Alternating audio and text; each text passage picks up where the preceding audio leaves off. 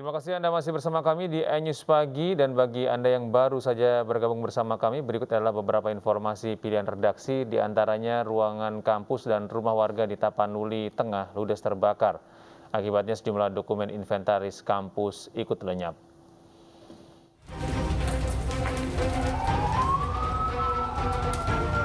Kampus Sekolah Tinggi Ilmu Ekonomi Al-Wasilah di Jalan Padang Sidempuan, kilometer 5, Kecamatan Sarudik, Tapanuli Tengah, terbakar. Sempat terdengar beberapa kali ledakan kecil dari ruangan yang terbakar. Setelah berjibaku lebih dari 1 jam, petugas pemadam kebakaran Pemkab Tapanuli Tengah berhasil memadamkan api.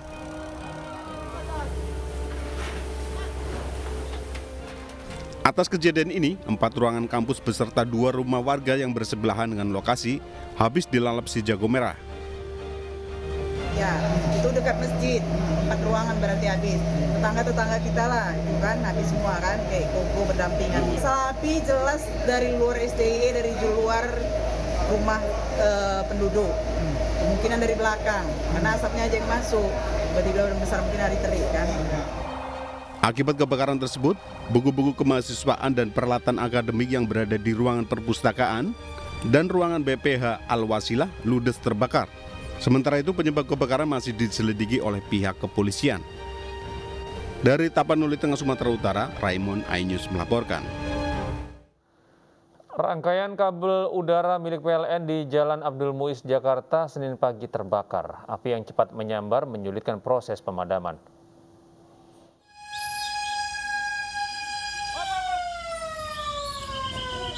Api membakar untaian kabel udara milik PLN yang membentang di atas Jalan Abdul Muiz, Jakarta. Petugas keamanan Gedung Bank Indonesia berupaya memadamkan api agar kebakaran tidak semakin meluas. Api pertama terlihat pada bagian sudut kabel yang terikat di tiang dan seketika menyambar rangkaian kabel lainnya. Laporan dari sudin kita bahwa ada terjadi kebakaran kabel listrik ya. Sekitar pukul berapa tadi Bang Atik? 9.30 kurang lebih. Kita sampai TKP, alhamdulillah sudah padam oleh petugas keamanan setempat. Diduga kebakaran disebabkan oleh hubungan arus pendek listrik dikarenakan kondisi rangkaian kabel cukup semrawut. Dari Jakarta, Rani Sanjaya, iNews melaporkan. Pemirsa, 2 orang tewas setelah mobil pickup yang mengangkut puluhan pekerja terbalik di Bondowoso, Jawa Timur. Sementara yang lainnya mengalami luka berat di sekujur tubuh. Bos, minta tolong bos. Biar bos. Beginilah video amatir kecelakaan sebuah mobil pick-up yang mengangkut puluhan pekerja terbalik di Jalan Raya Ijen. Beberapa korban terlempar dari pick-up dan ada juga yang tertindih badan mobil hingga sulit dievakuasi. Kejadian bermula saat pick-up yang dikendari Surahman, 44 tahun, melintas dengan kecepatan tinggi di jalan yang lurus dan menurun. Tak lama, pick-up bermuatan 28 orang tersebut kemudian oleng dan langsung terbalik. Dibantu pengendara yang melintas dan warga setempat, para korban kemudian dibawa ke puskesmas terdekat. 2 korban tewas karena tertindih badan kendaraan, sementara puluhan korban lainnya mengalami luka berat di kepala, tangan, dan kaki. Yaitu kendaraan Grand Max yang mengangkut pekerja sebanyak 28 orang. Kendaraan ini mengangkut pekerja dari arah Ijen, kemudian sampai di kawasan Gunung Anyar, desa Kecamatan Tapen, mengalami laka lantas selip sendiri atau terguling. Kemudian korban sudah dievakuasi di beberapa puskesmas yang ada di wilayah sekitaran Tapen. Kejadian laka lantas ini ditangani petugas Satlantas Polres Bondowoso. Dari Bondowoso, Jawa Timur, Rizky Amirul Ahmad, iNews melaporkan. Pemirsa, rumah yang biasa dijadikan lokasi pesta sabu di Lampung Tengah digerebek polisi. Polisi menangkap warga beserta sabu dan alat hisap.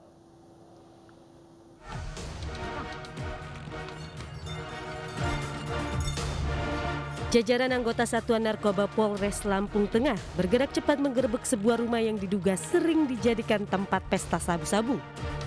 Gimana itu? Hah? Enggak pernah Pak. Bisa tanya dengan istri saya dan keluarga saya.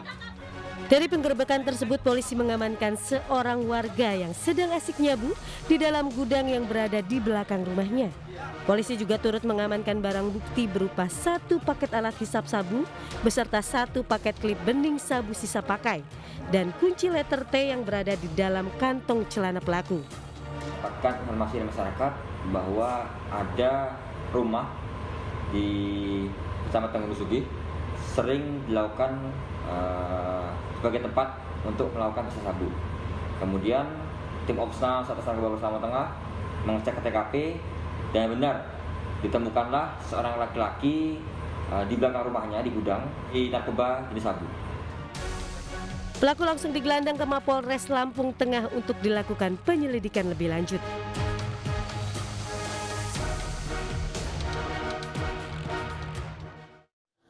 Pemirsa, seorang perwira polisi tewas ditembak salah satu tahanan kasus narkoba di Gorontalo. Korban meregang nyawa usai ditembak pelaku dengan senjata rakitan.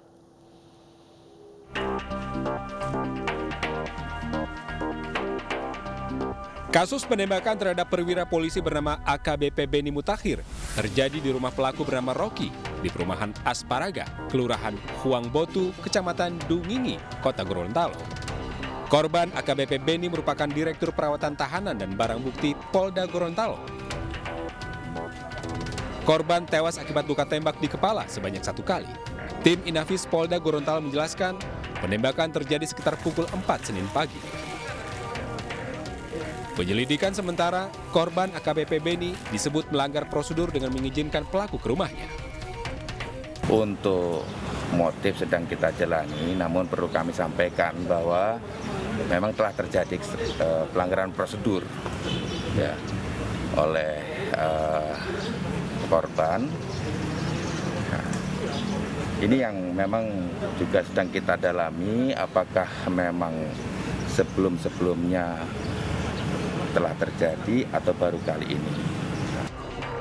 Hingga kini, polisi masih memeriksa intensif pelaku Rocky yang diketahui salah satu tahanan kasus narkoba. Sejumlah barang bukti telah dikumpulkan, termasuk 1 senjata rakitan yang digunakan pelaku menembak korban. Dari Gorontalo, Burhan Undu, iNews melaporkan. Pemirsa, 2 asisten rumah tangga pelaku kekerasan terhadap anak majikannya ditetapkan sebagai tersangka. Polisi akan memeriksa kejiwaan kedua pelaku.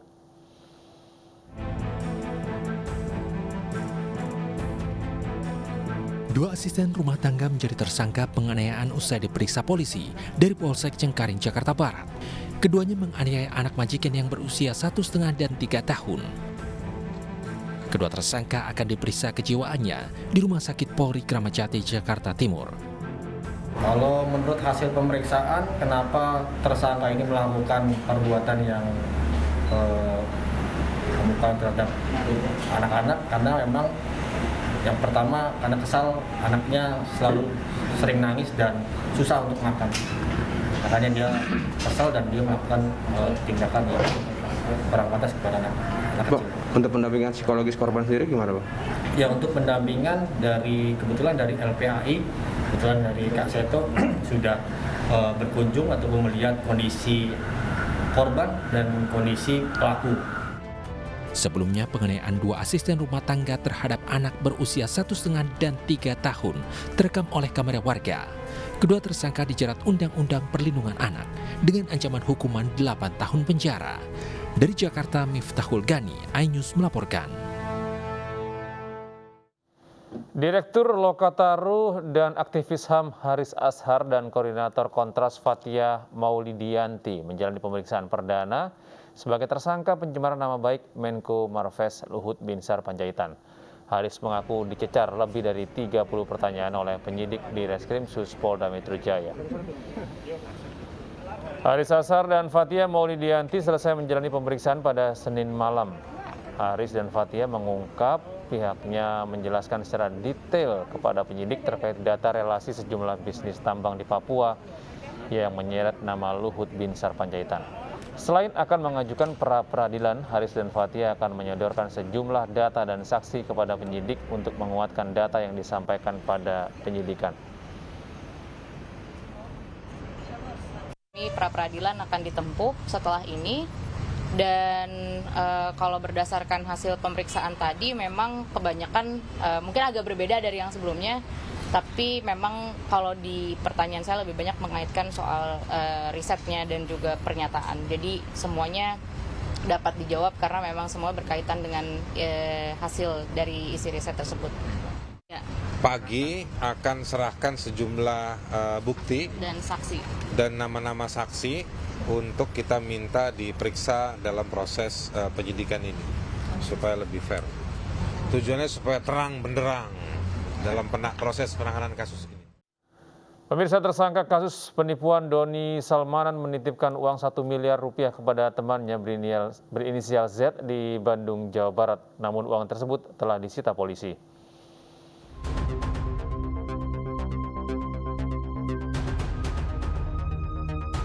Polri terus menelusuri aliran dana Doni Salmanan yang diduga hasil penipuan via aplikasi Quotex. Polisi mengungkap Doni Salmanan menitipkan uang 1 miliar rupiah kepada temannya berinisial Z di Bandung, Jawa Barat untuk keamanan. Namun menurut polisi, teman Doni yang dititipkan uang tidak mengetahui sumber uang itu merupakan pendapatan Doni saat menjadi afiliator Quotex. Penyidik Direktorat Tindak Pidana Cyber Barreskrim Polri pun telah menyita uang tersebut 18 Maret lalu. Selain itu, Polri juga memeriksa sejumlah artis terkait kasus Doni Salmanan ini. Di antaranya musisi Rizky Febian, ia dicecar 19 pertanyaan oleh penyidik terkait aliran dana yang diberikan oleh Doni sebesar 400 juta rupiah pada September 2021. Diakui Rizky Febian, lelang tersebut dilakukan dalam rangka donasi untuk orang yang membutuhkan. Influencer Reza Oktavian alias Reza Arab juga menjalani pemeriksaan dengan kasus yang sama di Barreskrim Polri. Reza diperiksa sebagai saksi soal pemberian donasi dari Doni Salmanan sebesar 1 miliar rupiah dalam permainan game online secara live. Reza diperiksa selama 5 jam lebih dan ditanyai 25 pertanyaan oleh penyidik. Selain Reza Arab, Barreskrim Polri juga memeriksa YouTuber yang dikenal di kalangan otomotif, Arif Muhammad. Arif diperiksa sebagai saksi terkait pembelian mobil Sport Force 911 Carrera S seharga 4 miliar rupiah oleh Doni Salmanan. Rencananya, sejumlah saksi lain dari kalangan selebritas akan diperiksa untuk melengkapi berkas perkara. Dalam kasus dugaan penipuan yang melibatkan Doni, polisi menyita sebanyak 97 barang bukti senilai 64 miliar rupiah. Bila terbukti bersalah, Doni terancam hukuman maksimal 20 tahun penjara. Dari Jakarta, Tim Liputan iNews melaporkan. Kita beralih ke informasi dari dunia olahraga. Pemirsa, Barcelona mempermalukan Real Madrid dalam laga bertajuk El Clasico pada pekan ke-29 La Liga Spanyol. Blaugrana menang 4 gol tanpa balas. Real Madrid have such a huge advantage that they'll be Barcelona menghajar Real Madrid dalam laga bertajuk El Clasico pada jornada ke-29 La Liga di Santiago Bernabeu, Madrid, Spanyol. Pesta gol Barca dibuka pada menit ke-29. Pierre-Emerick Aubameyang membobol gawang tuan rumah usai menaduk crossing dari Ousmane Dembele. 9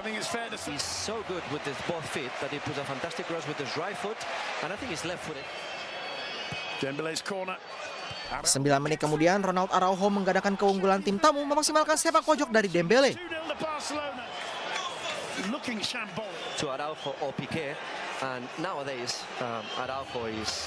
Pada babak kedua, pasukan Xavi Hernandez mencetak gol ketiganya.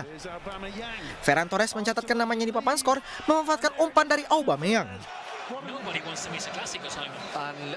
Listen, Jamie, Carlo Ancelotti just told to Casemiro, and this is I want to ask you, Aitor. I mean, you are manager. Pesta gol Barca ditutup brace dari Aubameyang pada menit ke-52 meneruskan umpan dari Ferran Torres.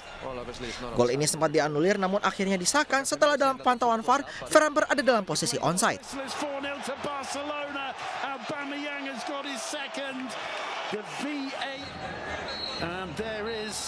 Menang 4-0, Barca duduk di posisi ketiga klasemen sementara dengan 54 poin dari 28 laga. Sedangkan Madrid masih di puncak klasemen dengan koleksi 66 poin dari 29 pertandingan. Dari lapangan tenis, pemirsa, petenis asal Amerika Serikat Taylor Fritz keluar sebagai juara Indian Wells Masters 2022. Fritz menang usai mengalahkan Rafael Nadal di partai puncak.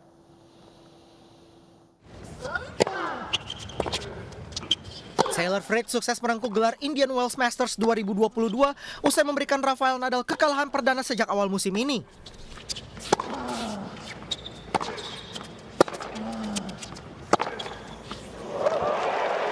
There's the forehand from Fritz.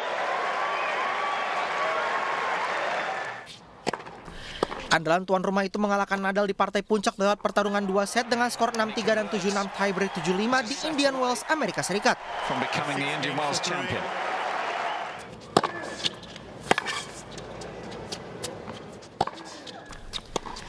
Petenis berusia 20 tahun itu tampil apik dengan melancarkan serangan habis-habisan kepada Nadal untuk menggagalkan petenis asal Spanyol itu meraih gelar ATP Masters 1000 ke-37. Incredible reactions from Taylor Fritz. How did he win that point? What is going on out here? An incredible. Kemenangan Fritz ini sekaligus mengakhiri rekor kemenangan 20 pertandingan terbaik Nadal musim ini. It's the king in California. A stay he's had in the desert. Bagi Fritz, ini merupakan trofi ATP Tour kedua sepanjang karirnya. Kemenangan ini juga membuat dirinya menjadi petenis Amerika Serikat pertama yang menang di Indian Wells Masters sejak Andre Agassi pada tahun 2001. Ia juga mencatatkan rekor sebagai petenis putra juara Indian Wells termuda sejak Novak Djokovic pada tahun 2011.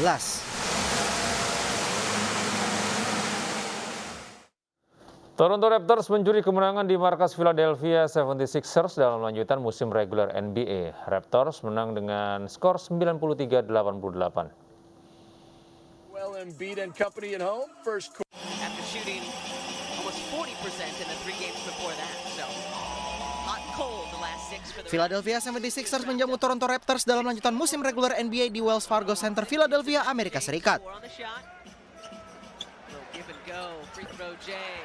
As James likes to call those, layup. Rivers and the coach. Dipimpin Joel Embiid yang mencetak 21 poin dan 13 rebound pada laga ini, Sixers mampu mendominasi kuarter pertama dan unggul hingga 10 poin. Joel step back with the elbow. He brings Siakam. That's no good. Achua the offensive rebound.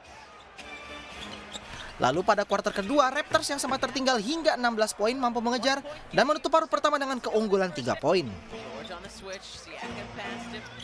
Achua for 3. On the side of the rim. And a weak side rebound to Scotty Barnes. And he's chance for the Sixers to retake the lead. Maxey steps. Selepas jeda, Sixers kembali menguasai laga dan unggul 74-69 pada akhir kuarter ketiga. That's where most of their offense comes from. Quarter winding to a close. Hart and hits a bucket with 1.2 to go. Memasuki kuarter terakhir, Raptors bisa kembali memimpin lewat Pascal Siakam yang menyelesaikan laga ini dengan 26 poin dan 10 rebound. And hits a tough fadeaway jumper. My goodness, Pascal. Tough shot from Pascal. The one-on-one takes him in. Sisa 15 detik, Sixers mampu memperkecil ketertinggalan menjadi 2 poin saja berkat Tyrese Maxey.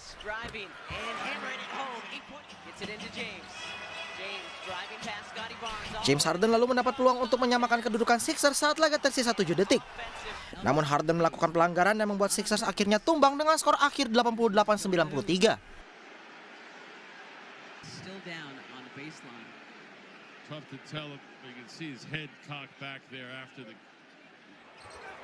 Hasil ini membuat 2 kemenangan beruntun yang diraih Sixers terputus. Sedangkan bagi Raptors, ini merupakan kemenangan tandang ke-6 secara beruntun. Sementara pada laga musim reguler NBA lainnya, San Antonio Spurs meraih kemenangan dramatis saat bertandang ke markas Golden State Warriors. Spurs menang dengan skor tipis 110-108. The Warriors, Golden State playing without Steph Curry. Golden State Warriors menjamu San Antonio Spurs di Chase Center, San Francisco, Amerika Serikat dalam lanjutan musim reguler NBA. Pada paruh pertama, Spurs mampu unggul 6 poin. Memasuki paruh kedua, petaka menimpa Warriors. Draymond Green diusir wasit dari lapangan, menyusul 2 technical foul yang ia dapat dalam rentang waktu 8 detik. Memasuki kuarter keempat, Warriors perlahan bangkit dan sempat memimpin. Lalu pada sisa 1 menit terakhir, baik Warriors dan Spurs saling berbalas poin. Saat laga menyisakan 2 detik dan skor sama 108-108, Spurs mencoba untuk berbalik unggul.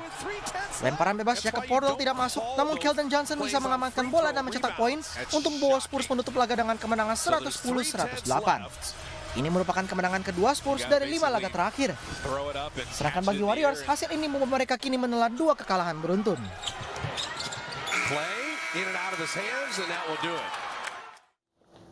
Dan pemirsa, informasi tadi sekaligus menutup jumpa kita pada pagi hari ini. Kita percaya pandemi akan bisa dilalui dengan saling jaga dan saling peduli. Mari kita jaga diri dan saling mengingatkan untuk selalu patuhi protokol kesehatan.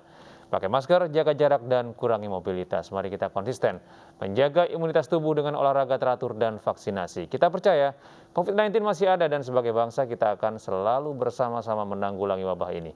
Salam sehat, saya Gede Satria pamit undur diri. Terima kasih atas kebersamaan Anda dan sampai jumpa.